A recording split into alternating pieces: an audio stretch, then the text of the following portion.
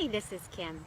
Today we're going to learn the importance of how we spend our time here on earth. It affects our relationships, our future, and yes, even our eternity. Did you know in the book of James it says our life here on earth, it's just a vapor. It lasts for a little while and then it vanishes away. And yes, we're trained as little kids to spend a good time in getting an education, a job, so we can retire. But it's also important that we do what matters most to God and please Him. And that is loving others as ourselves. In order to do that, we must first love God with all our heart. And then as we do, we're going to be reaping rewards, not only here on earth, but in heaven too.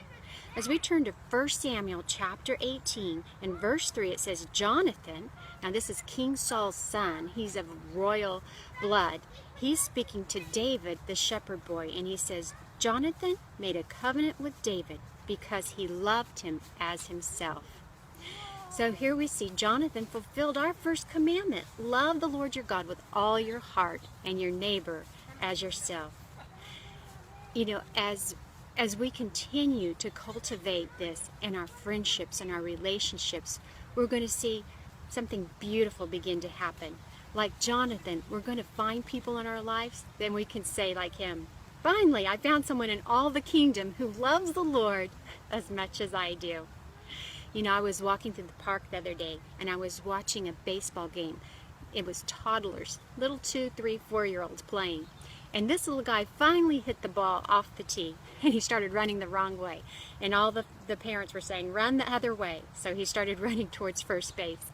And he was running, and then all the parents were shouting, keep running, keep running. So he started running to second base. Then he noticed that the other team player, the little guy, kept dropping the ball. He couldn't seem to keep it in his new mitt. So he realized what happened, ran up to him, picked the ball off the ground, put it in the other team member's mitt, and then kept running to second and third base. So I said, Lord, if only our lives were more like a child, that we could set our ambition aside and pick up the ball for someone else and put it firmly in their mitt so we can keep running the race set before us. You know, in verse 4, we keep reading in 1 Samuel chapter 18 about Jonathan. Jonathan took off his robe and he gave it to David, the very one he was wearing. And then he gave him his tunic, his sword, his belt, and he was literally taking off his entire royal armament and putting it on a shepherd boy. What was Jonathan, prince over this kingdom, doing? He was saying, David, I formally abolish your status as a shepherd boy, and I create you side by side equal with me. What do we see this in the story in the New Testament? It's Jesus. Jesus literally died on the cross for us. He was setting aside his ambition as King of Kings and Lord of Lords, and he was saying, I formally abolish your old sin nature, your status where you've messed up in life. I formally abolish that status and I crown you and I place a royal robe of righteousness on you. You're now a new creature in Christ Jesus. Old things are passed away. Behold, you are new.